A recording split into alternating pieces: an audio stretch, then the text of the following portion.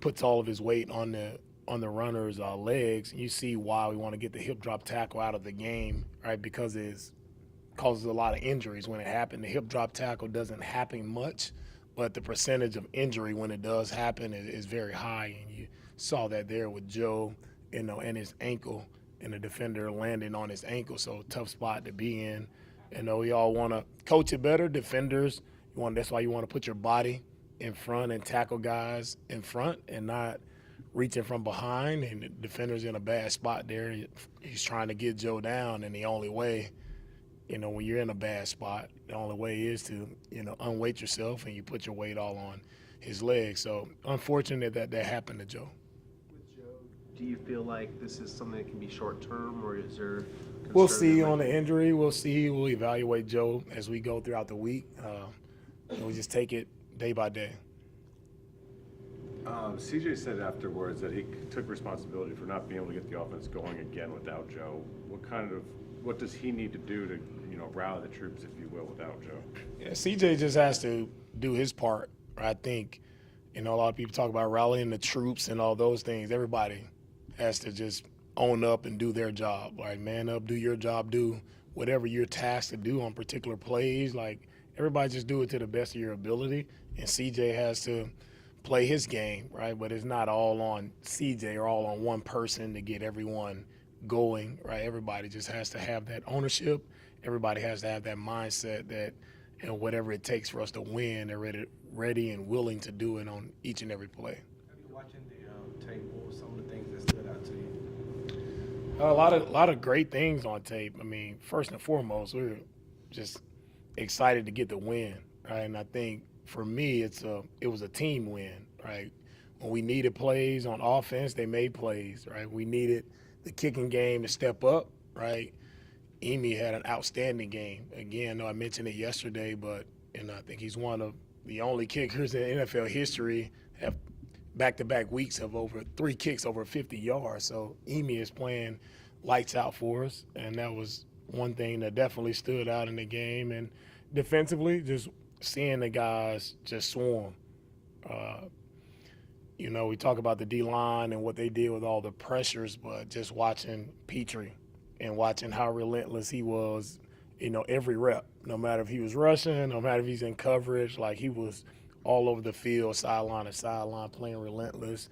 And it was just exciting to see, our style of play on defense just showed through the tape from all 3 levels of our defense. All the guys were playing with great effort. All the guys were playing physical. Just love to see that style. Nico, not that it's any surprise, but with Nico Collins' continued growth, what do you attribute a lot of that to? The dedication, the way he's worked on his body, just all of it? What do you see from him in terms of specifics getting better? Nico, he's been consistent. He's been one of our most consistent guys since I first got here. Watching Nico, watching the way he prepares throughout the week, like he's always been the same person. Nico never gets too high or too low. Like Nico is always even keel, always consistent, and he shows up in clutch moments. But he doesn't have to do anything different in a clutch moment. Nico is just being Nico. Like he's making the plays that he makes, and he's been lights out again for the start of the year. I mean, he's having an outstanding year. What's your understanding of what occurred with Aziz when he was on the Bears sideline, and do you anticipate any repercussions from the league coming out of that? From my perspective, seeing Aziz, he had a big hit on the quarterback, and everyone gets a little antsy when the quarterback gets hit on the sideline, and but if the quarterback stays in, he's gonna get hit. And now I think everybody's a little sensitive when there are big hits in the league. Like, we still play a physical game, and you're going to get hit hard if you're playing against us. That's just how we operate here.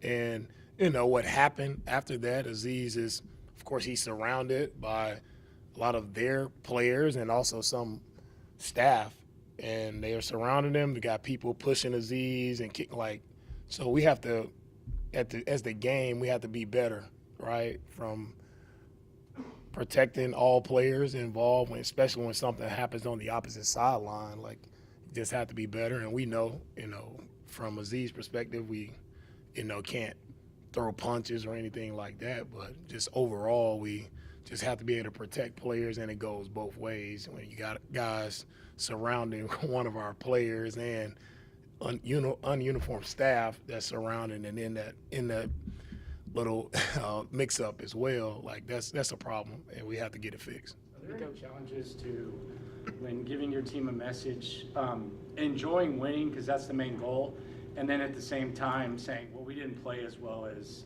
we possibly could have, or we could be a lot better? Is there any challenge like when it comes to the messaging of that?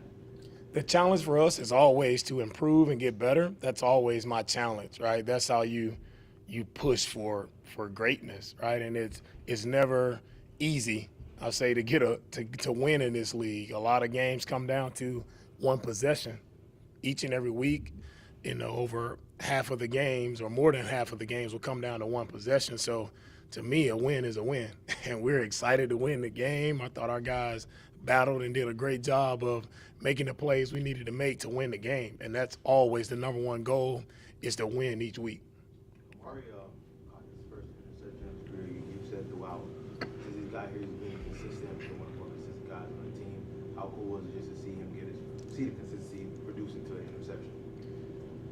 Yeah, it was really cool to see Kamari. The work that he's putting in is really cool to see him, reap the benefits of that, right? And getting the pick is a matter of not just him, but it's the rush, speeding up the quarterback, and it's Kamari having really good hands. That was a difficult catch to make as well, so it was really nice play by him. But, man, credit to him. The kid's been consistent. I talk about it all the time. He's been consistent where he needs to be every single play, and he doesn't press to make plays. Some guys get in the spot and they try to press to make a play, and then you end up putting yourself in a bad position. He's in the right position all the time, and he benefited yesterday from being able to make it pick. Miguel, what did you make of Jarrett Patterson and offensive line performance last night with Juice out, and specifically in the run game? Proud of Jarrett for stepping in there late in the week. He had to step in, and there were a lot of calls, a lot of checks, with their front. That was a tough defensive front. They did a really good job of moving. They did a really good job of, really packing the box and stopping the run game. So JP stepped in and he handled it. The communication, he handled it really well, I thought. But they played really good up front for us, and we all continue to improve all across the board on our team. Everybody has things that we can improve on. Following up on the situation about Aziz, you mentioned about Joe Mixon, the tackle. Is that something that y'all will forward as the film to the disciplinary committee, just sort of as on a weekly basis? I know that's part of the process. Is that part of the package that y'all would send up there to just go, like, you're not taking side, but you're putting your information in? Yeah, whenever there are plays of that nature, as the hip drop or the issue with Aziz on the sideline, we always want to send those into the league to make sure we're correct in what we're saying to our players. We just want to make sure we're coaching our players the right way and make sure we're within lines of the rules and playing the game the right way. So we always try to send those plays into the league to make sure we have clarity, so our players have clarity when they're on the field, so they can play as fast as possible and leave no doubt. What are some of your early views on the Minnesota Vikings? Minnesota, good man, really good team. They're coached really well. Their defense is playing great. I think they've held opponents to under 25 points so far. So their defense is playing really lights out. Offensively, they played well yesterday. Had some big explosives.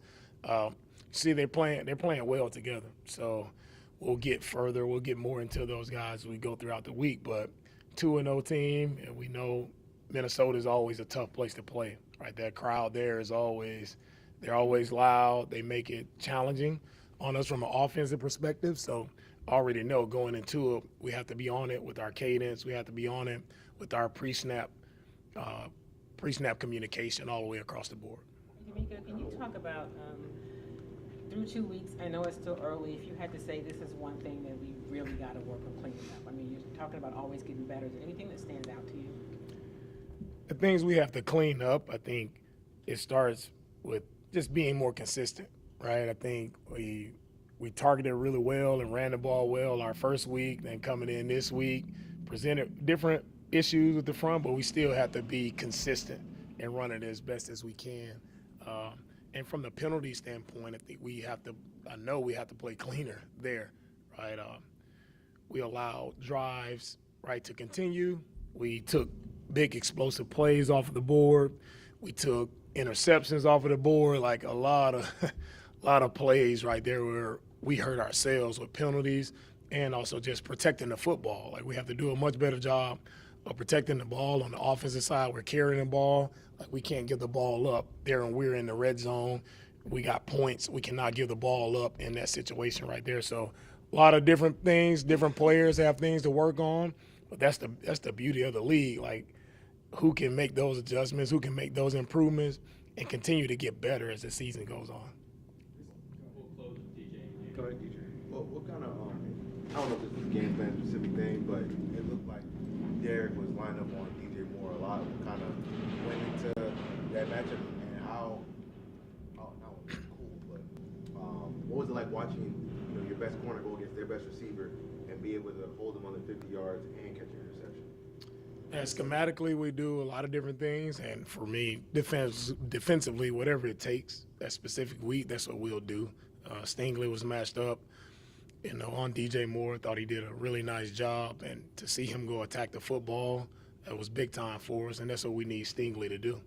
This is a non-football question. I think some people in here might find it valuable. What's your remedy to getting your voice back after you lose your voice? Because it was damn near 12 hours ago, and you couldn't even talk. What's the recipe for that? I'm trying a lot. I'm trying to get whatever you got. Get whatever I got.